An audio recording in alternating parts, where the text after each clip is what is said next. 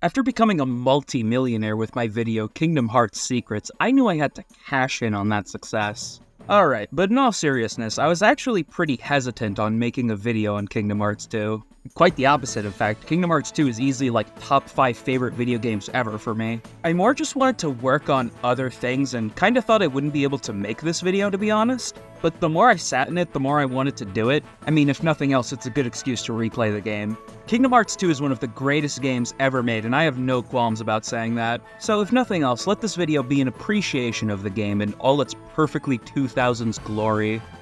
Actually, before we go into KH2, I think it's worth making some slight corrections to my KH1 video. Now, while I'm still extremely happy with how that video turned out, and the response to it was overwhelmingly positive, which I just want to thank you guys for, I had no idea that video would do as well as it did, and I'm eternally grateful for it. With that being said though, there are a few things I failed to mention or brushed over in my video. So I figured now is the best time to correct them. If you don't care and just want to hear about KH2, then skip to this point in the video. So first off, there's a fact that I had heard 1 or 2 times while researching that I'd never been able to verify until doing research for this video. Tifa Lockhart was originally considered as a super boss alongside Sephiroth for Final Mix. I genuinely don't know how I missed this while researching for the video. It was mentioned in one of the interviews I used as a source, so I guess I just managed to overlook it somehow. Had Tifa been present in Kingdom Hearts 1, she would have likely had an original design to match Sephiroth, so here's an artist's rendition of what she could have looked like.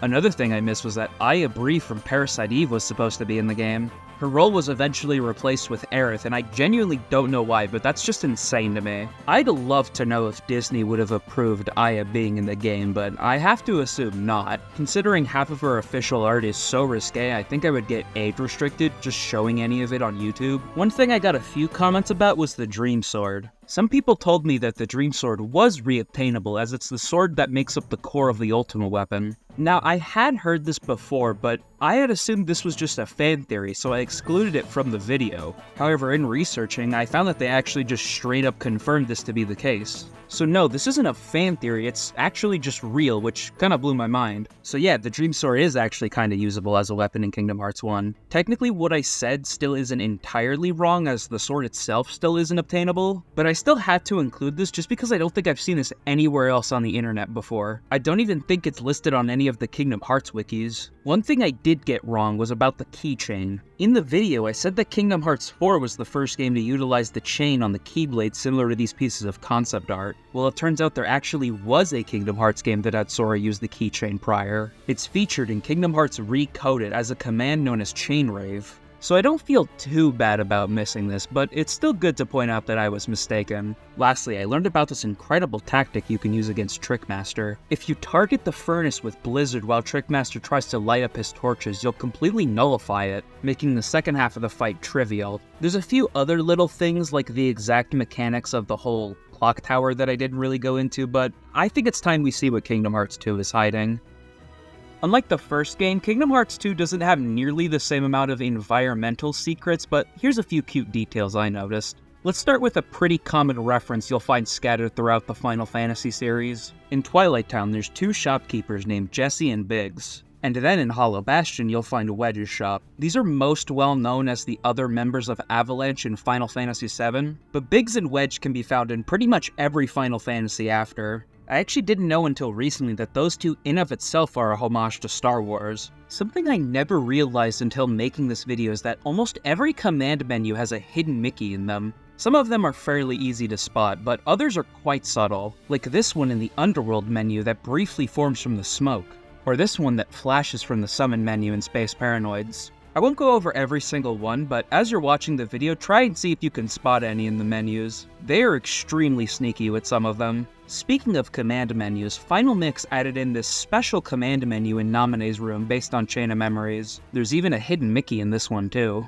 A neat detail, but something I enjoy even more about this one little area are the drawings scattered throughout the room. All of them feature references to major scenes from the first game, with my favorite probably being this one, which is a reference to the cave painting Sora obtained the final Navi Gummi piece from. Honestly, this whole room is an incredibly cute homage to the games that came before, and a, dare I say, subtle way of incorporating elements of both games' stories. It's like Namine's own little sanctuary in a way. Another really cool detail is in the wardrobe of Mysterious Tower. If you check the mirrors placed throughout the room, you'll get these little pieces of flavor text which hint at each of the different drive forms to come. They even have ones for final and anti-form. Pretty cool detail for a room most players probably didn't even bother exploring at all. On the topic of forms, there's a lot I didn't know about these. Like, did you know that Master Form Reflect actually has a hitbox to it? You can use it to extend combos in exchange for less damage. I feel like my most recent playthrough has made me appreciate Master Form more. It's super fun in free flow, especially with the aforementioned Reflect thing.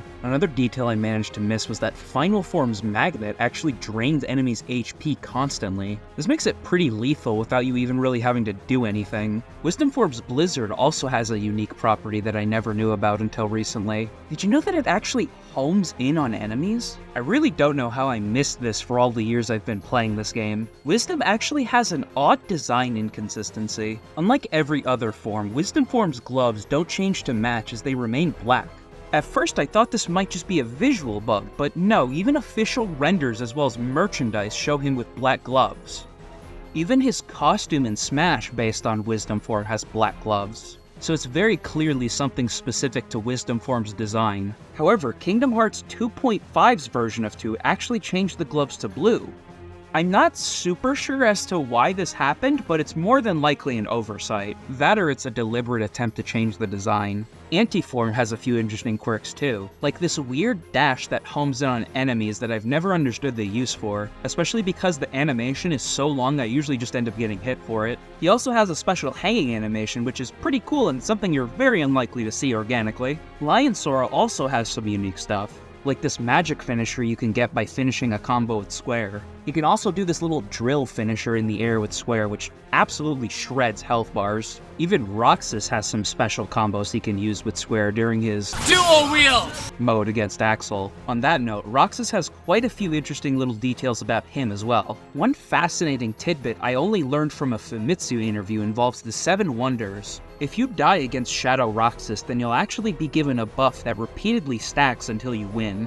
I tried this about 4 times, and every time I died, I got a noticeable boost in power, so maybe in theory if you die enough times, you can just get buffed enough to one-shot him. Another detail mentioned in the same interview is that Roxas can learn Finishing Plus at level 50 if you're willing to grind for it. Did you know that Roxas can lose the fight against Cypher, which actually changes the cutscene afterwards? I feel the need to mention this because who the fuck has ever lost to Cypher? Even on the game's highest difficulty, Cypher does no damage to the player. Anyone at any skill level could win the fight by just mashing attack, so you're unlikely to ever see this unless you try to lose on purpose. Please let me know in the comments down below if anyone in your friends or family has ever lost to Cypher so I can publicly ridicule them. Something else I always forget about is that Sora can actually do Roxas' jobs. He can also participate in struggle matches, which he absolutely stomps compared to Roxas. The game even keeps track of your wins and losses against Hayner, kinda like KH1 with Riku. If you know anyone out there who has ever lost to Hayner with Sora, then please let me know so I may ridicule them as well. Kinda related to Roxas, but have you ever seen this little guy before? His name is Pence, and his shirt has a funny little reference to another Square Enix title. It's a reference to this character's shirt from The Bouncer.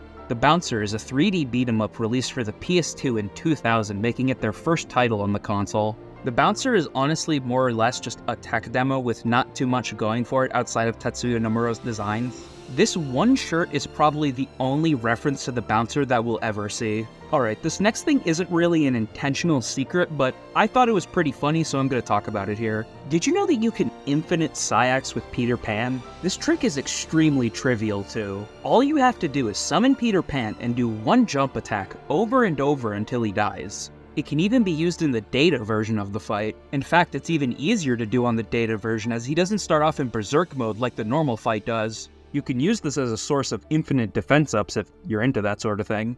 Speaking of trivializing a boss fight, how many of you watching right now know about the Sark reaction command? You can activate it by running far enough away from Sark, which summons a wall you can use to instantly kill him.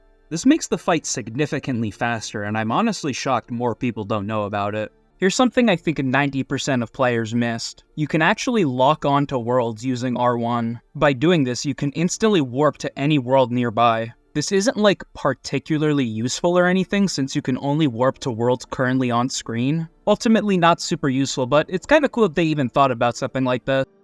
Alright, now that's just about everything I could find in-game. Like I said before, Kingdom Hearts 2 definitely doesn't have nearly the same level of tiny little secrets, but the stuff that's there is pretty cool overall. KH2 definitely had a larger focus on expanding the combat first and foremost, so it makes sense that the worlds aren't filled with little trinkets and such. One trinket that appears throughout a bunch of the worlds are these skateboards. Did you know they actually do damage if you do tricks on enemies? It's kinda funny, albeit quite janky. I guess there's one other thing that's kinda interesting I learned. Did you know that Kingdom Hearts 2 is the favorite game of actor Max Burkholder? You've probably seen him most recently in the TED series, but he also played a major role in the first Purge movie. Favorite video game of all time, the one that I've replayed over and over and over again the most times, is Kingdom Hearts 2. Thank you, IGN, finally, somebody that I can talk to about cool shit. You know, it's kind of funny that he's telling this to someone from IGN, as they're pretty infamous for giving Kingdom Hearts 2 a 7.6. Which even at the time was notable for being one of the lowest scores given out by a professional reviewer. Thank you, IGN. I was kinda curious as to what the review itself had to say, and like, listen, I don't want to beat a dead horse with IGN. They do and say something stupid literally every day, but I take personal offense to the sheer laziness of this review. This must be how God Hand fans feel about IGN's review. Did you know Kingdom Hearts 2 is the lowest rated game in the series by IGN? Just truly an awful take and an awful review. But with that rant out of the way, it's time to get into the most important part of the video. The only thing that truly matters in this world. That's right, we're talking about merchandise again. Unlike the previous video, I don't have any rare or obscure prototypes to show off. In fact, as far as I'm aware, Kingdom Hearts 2 didn't get any toys released overseas. I'm not sure if there's any specific reason as to why we didn't get anything over here. I actually considered cutting this out of the video, but I have way too much nostalgia for these bad boys right here. The Play Arts Kingdom Hearts sets. These were the stuff of childhood dreams. They started out with Sora, Roxas, KHII, and Axel. Pretty simple and clean, but makes sense as a basic starting set. Alongside this was a special set featuring Sora's dry forms. Now these were the ones I always wanted as a kid. Especially this final form Sora figure, although I always thought the Keyblades he came with were kinda odd. Like you'd think they would just come with Oblivion and Oathkeeper, right? Well, they actually did offer those as well as some other weapons in this special pack, which is stupidly rare nowadays. Pretty cool that they have both KH1 and 2's Ultima Weapons, although the inclusion of Wishing Lamp has to be like the most random Keyblade they could have possibly chosen, like why this of all things? There's also the Formation art sets, which were these really cool little mini statues. They started out with some KH1 themed statues and later transitioned to 2. I remember seeing these as a kid as well, but never being interested in them, but I definitely see the appeal now. I especially love this Timeless River one. It's pretty hard to find any listings for it, and the only one I did is pretty well, it's actually like not that expensive, you know. I mean, all things considered, it could be more expensive. Anyways, there were a few Magical Tomy Collection figures released as well, and by a few, I do mean a few. Sora, Valor, Wisdom, and a hooded Mickey were all we got from this set. I have to assume the line went defunct at this point, but I can't find that much information about it. I actually had this Valor form figure as a kid, and I cherished it. Don't know what exactly happened to that figure, but I'm sure someone out there knows the answer to that question. Like KH1, we also have a tie-in manga, although I didn't grow up with this one, so I don't have too much to say about it. Still nice art though. And that's about it as far as merchandise goes. Not nearly as much as I thought, but still always nostalgic to look at this stuff for me. So this is a bit of a I guess not really like an addendum, just a weird addition I wanted to make, because I just found this stuff hilarious. So while I was looking for like old clips, like trailers, videos to show off, I found this like promo from Disney Channel. I don't know what 411 is. If you're a Disney Channel fan, in the comments, let me know if you know what this is. But they're doing like a quick little spotlight for Kingdom Hearts 2, and it's just so 2000s like gaming media coverage. It's just weird seeing these people who have like no idea what Kingdom Hearts is. Just they don't fucking care. It's just whatever to them. Like he starts talking about like tricks and secrets and shit. So every game has those little hints called cheats. The secrets, hidden areas, and shortcuts built in that you have to do a little work to find. And where are some of those shortcuts in Kingdom Hearts 2? Let's go and find out. Like, he's gonna teach you how to get, like, infinite lives or something, like it's a fucking Konami code. And they, like, talk to Haley Joel Osment's sister, and they talk to her about fucking Hannah Montana. It's just... Do you play Kingdom Hearts? My brother plays it immensely. He won't let me use the controller because he's always on it, so...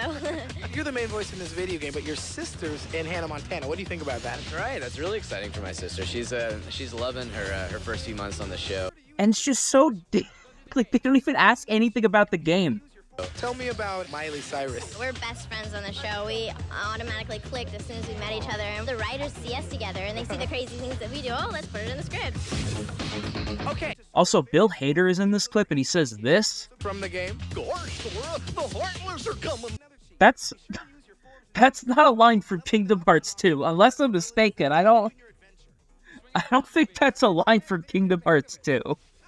Anyways, I just wanted to include this. It's something about it is just so pure to me. We truly have come. We truly have come as a society.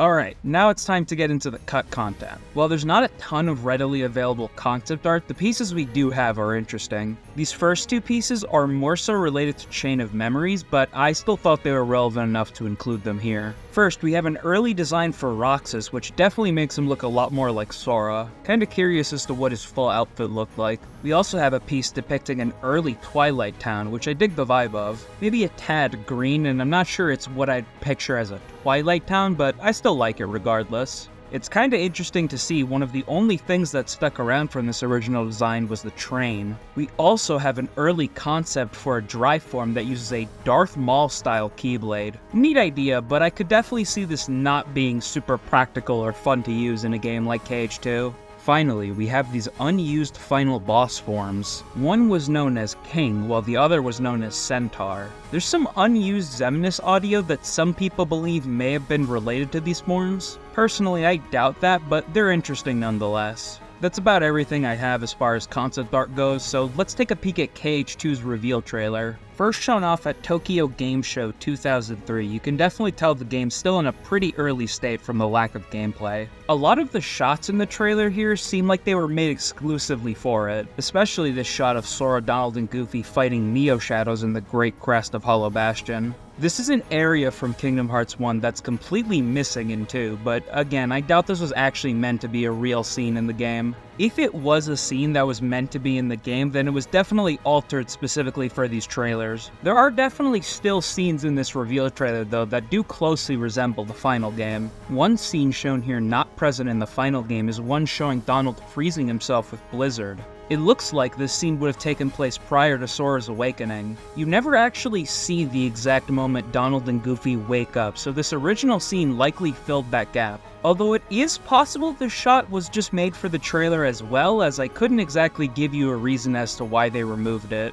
At the end of the trailer, we get some cute shots with this little work in progress message at the end. E3 2004 would offer a slightly better look at the game. This trailer mostly just reuses shots from the TGS reveal, but it's interspersed with a few snippets of actual gameplay. Actually, one thing that's not present in this E3 trailer is the previously mentioned scene with Donald. So maybe at this point it was already removed. It's evident that the game is still in a pretty unfinished state, with Sora mostly just fighting generic shadows, large bodies, and dusts. The Underworld command deck also hasn't been made at this point, and party members' HP and MP aren't visible. In fact, drive forms don't even seem to have been implemented at this point either. One interesting new scene shown off in this trailer is the Battle of 1,000 Heartless. Here we can see 2 Behemoth Heartless from Kingdom Hearts 1 and some Wyverns circling around the arena. It seems like the battle was originally more in depth. I could imagine just how different it would have been if you needed to fight 2 massive enemies. Although I imagine the reason this didn't end up working out is due to hardware restrictions, so it makes sense in that regard. The final game features no Behemoth or Wyvern Heartless, so they ended up completely cutting those enemies. Models for them actually still exist within the game's file, so they may have been cut rather late into the game's development. Funnily enough though, the E3 version of this scene was accidentally used in Recoded's opening. I'm not entirely sure how a mistake like that happens, to be honest. There's only one other thing I noted from early trailers. The Tokyo Game Show 2005 trailer would show off an early Gummi ship HUD, which is still present within the game's files.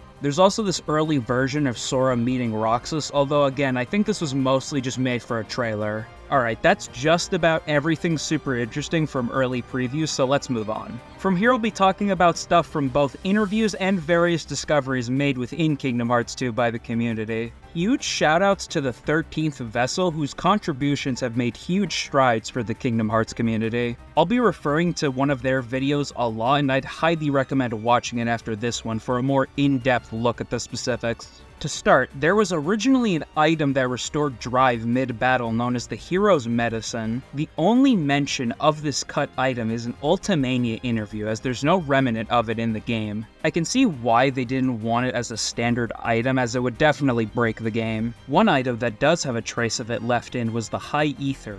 Although its exact purpose is unknown, it's safe to assume it was just a more powerful ether, which itself is pretty redundant as the normal ether already restores your entire MP bar and heavily reduces the cooldown of it. My guess is that this item most likely existed in a version of the game where the basic ether was less useful, and was probably just removed in favor of buffing the standard ether. One item I really wish didn't get cut is the Edge of Ultima. This was actually Sora's Ultima Weapon from the first game. Honestly, this would have been a super cool bonus. I definitely wish this was included in the final game. Kinda surprised there's never been something like this in a Kingdom Hearts game after. Like, it would have been cool if in 3 you could synthesize the other Ultima weapons. I'd kill for something like that. There's another unused weapon using a near-identical model to Edge of Ultima known as the Detection Saber. There's even variations of this weapon for Donald and Goofy, known as the Detection Staff and the Detection Shield, respectively. I have absolutely no idea what these were used for, aside from being some kind of testing tool. Here's something you've most likely heard about if you're interested in this kind of stuff, or just Kingdom Hearts in general. Buzz and Woody were originally planned as summons, with all versions of the game still having untextured models for them. For a long time, I remember it being a common myth that these were only in Final Mix, but they're apparently in all versions of KH2. I'd be pretty interested to know what these guys would have done had they got in. Apparently they were cut fairly early into development, so maybe they didn't even get that far. Toy Story was actually pitched to have some kind of world in Kingdom Hearts 2 along with Monsters Inc., but both were rejected. We know this based on unused rooms listed in the game. Tron also has an unused room that was likely used to pitch him to Disney. Actually, on the topic of Tron, did you know that Tron was the first world decided on for Kingdom Hearts 2? Kinda funny considering it's literally the last Disney World you visit in the game. Apparently, Nomura was inspired after seeing the game Tron 2.0, which is definitely a video game I heard about prior to this interview. How many Tron 2.0 fans do we have in the comments? Back onto the topic of cut worlds, there are several files in the game referencing a world with the name FA. This same name would later be used for the Fantasia world in Dream Drop Distance, so it seems like they may have originally had plans for it in Kingdom Hearts 2. However, it could also suggest that Mysterious Tower was originally a world separate from Twilight Town, as it would appear later on. I don't think I have a definitive answer to this, but personally I think it's highly possible that they did try out something with Fantasia. One world that did unfortunately make its way into the final game was Atlantica. A world that was pretty universally hated in the first game managed to only return as an optional minigame, although it may not have always been like that. Hidden within the game is a full command menu for Atlantica alongside damaged battle portraits for Sora. There's even data for an unused Moogle shop in Atlantica. It definitely makes sense for Atlantica to have originally been a combat-based world. I mean, they went out of their way to create a new control scheme for it and a dolphin kick ability, which is entirely useless. Honestly, if Atlantica was a combat world in 2, it probably would have been fine. I mean, I can't imagine the controls being that much of an issue considering a similar control scheme is already used for the flying carpet. Who knows, with KH2's vastly improved combat, maybe it could have been fun. Here's something kind of interesting. In an interview, they mentioned how Mushroom Heartless were planned for 2, but were cut due to their scale being too grand. This is actually supported by an unused and untextured model of one in the vanilla game. There's tons of interesting stuff I gleaned from various interviews. Did you know that sea salt ice cream only exists because it was an actual thing served at Tokyo Disney? Did you know that there was apparently a scene with Cloud and Tifa which explored their relationship more? Nomura ended up cutting it as he wanted to intentionally keep the relationship between the two vague. Did you know Disney Castle only ended up being a world in Kingdom Hearts 2 because it was highly requested from fans? Pretty grateful they ended up listening as it led to Timeless River, and I don't want to think about a world where Timeless River wasn't in Kingdom Hearts 2. Lastly, there are 2 unused pieces of music found within KH2. One is an early version of Lazy Afternoons. The other one is a lot more interesting, as it's seemingly a rendition of Melodies of Life, the main theme heard throughout Final Fantasy IX.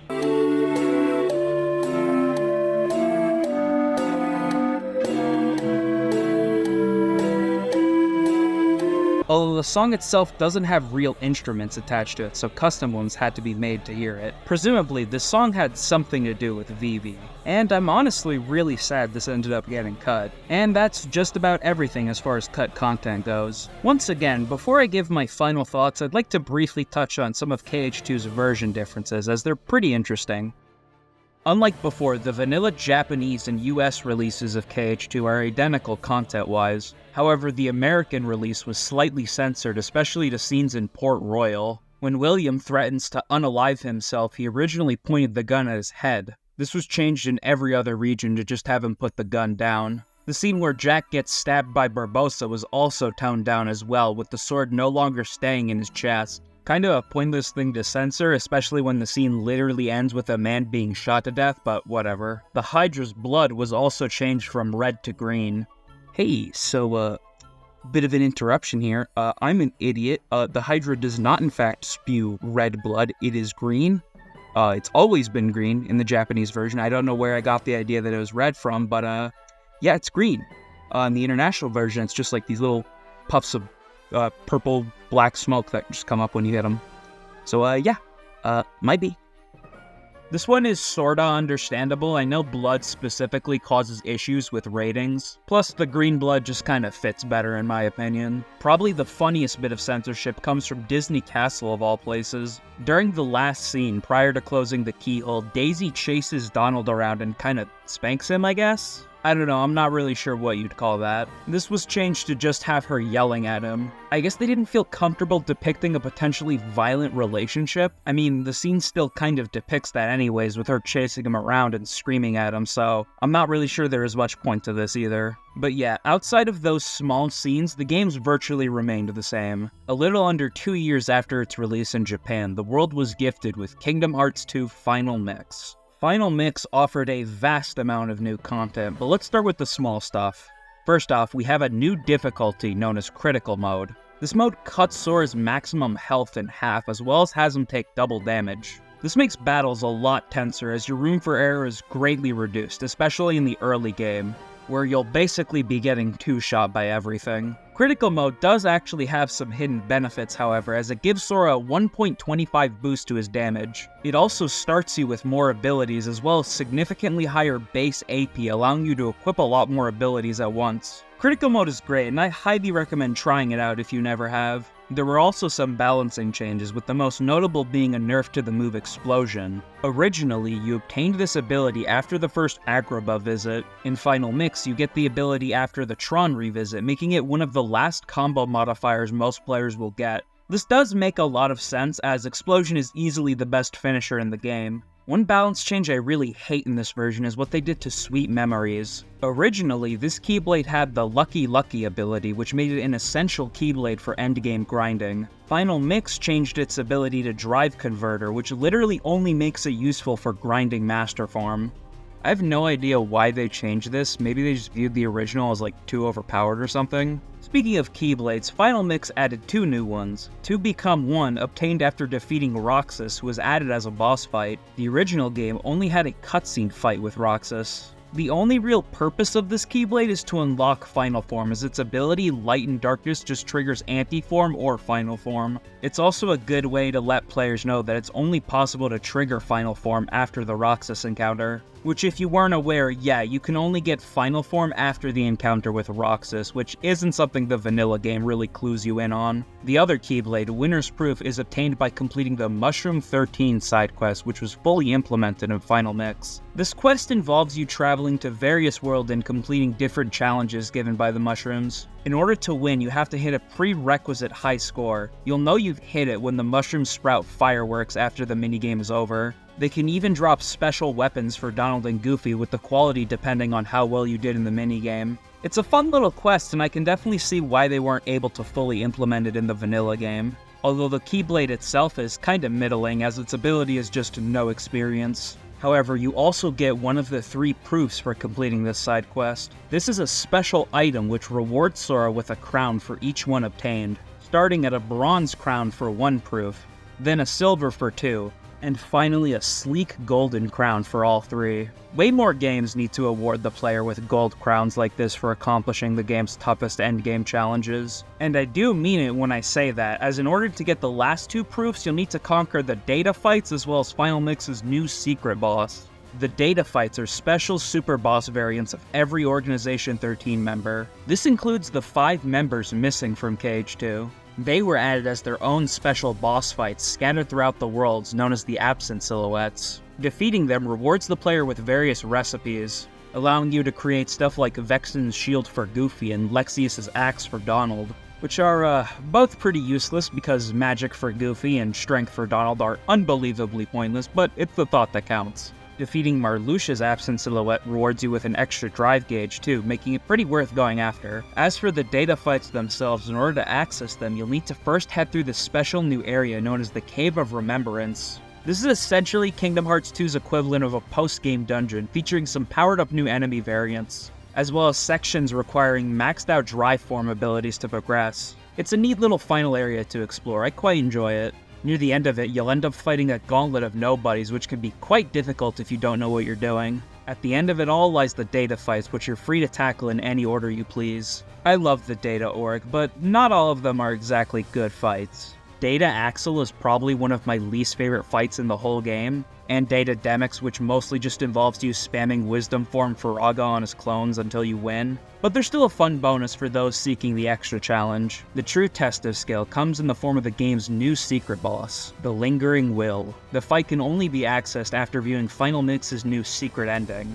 This fight is pretty difficult, as the Lingering Will isn't nearly as susceptible to the same strategies as other boss fights. He also has a massive arsenal of attacks, including this arrow which seals your ability to attack him, and kills you if you hit the wrong button. This fight will definitely require that you learn how to properly avoid and punish all of his attacks. This fight is easily one of the highlights of the game for me and one of my favorite bosses of all time. Defeating him rewards you with an extra drive bar, and you can refight him as many times as you want. He even has special dialogue acknowledging your strength, which I really appreciate. Final Mix also added in these special new outfits for the main party while in Christmas Town, as well as new music to accompany it. A really cool addition which they didn't have to go out of their way to do, but still did. Honestly, I've been so used to Final Mix now for years, it's kind of weird looking back at the original PS2 version without all this stuff. It is pretty funny to hear this as Halloween while exploring a Christmas-based town. Final Mix also added a new collectible in the form of these little crown-shaped puzzle pieces. Not much to say here, most of the puzzles themselves are just pieces of promo art. Completing them rewards the player with some items as well as this ring with 30 AP for completing the final puzzle. But I do appreciate having another thing to collect, and some of them are in pretty funny spots. Lastly, and probably the biggest addition to Final Mix in my opinion, is the new drive form, Limit Form. Limit Form offers Sora a new set of combos and limit skills that all harken back to Kingdom Hearts 1. The limits themselves even slightly heal Sora when they hit. This form is awesome, especially since it's the only one that doesn't require Donald and/or Goofy. There is one major downside to Limit Form though. Because it's based on KH1 Sora, you're mostly limited to KH1 Sora movement. This form does give access to dodge roll, which is pretty useful for dodging attacks. But it also means your vertical movement is basically non-existent, which can be an issue for a lot of boss fights. Still a good panic button for people like me though. The final release was featured in Kingdom Hearts 2.5. This version is mostly identical to Final Mix, with a few exceptions, such as the new music orchestrations. Roxas also has voice lines changed to match his appearance in 358 over 2 days. There is one other notable change in this version. You see, in the original PS2 version, if you angle the camera in a certain way, you can get a glimpse at KHII's, underwear. This was removed in all modern versions, which, yeah, probably for the best.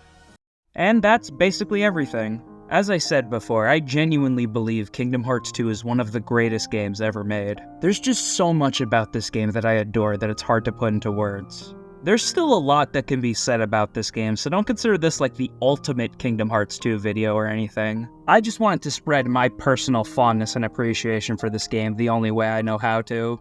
I'm sure there's still plenty of other things I missed in this video. Like I learned 5 minutes before finishing this script that you can use a magnet to pluck these little flower heartless out of the ground. So there's definitely even more I could talk about potentially. Who knows, maybe I'll end up making a Kingdom Hearts 3 secrets video down the line. Kingdom Hearts is definitely something I'll be taking a break from talking about for a while, but that certainly doesn't mean this franchise won't be coming up again on this channel. Far from it, I actually already have another idea for a certain Kingdom Hearts game. But for now, I kinda want to ease off this series in particular. There's tons of other Square Enix games I'd love to make videos on. I started making videos with the hope of providing varied content spanning all kinds of games and different forms of media, so subscribe if you want to stick around to see what this channel has to offer. A few days before I finished recording and writing this video, a bunch of rumors popped up about a Kingdom Hearts movie.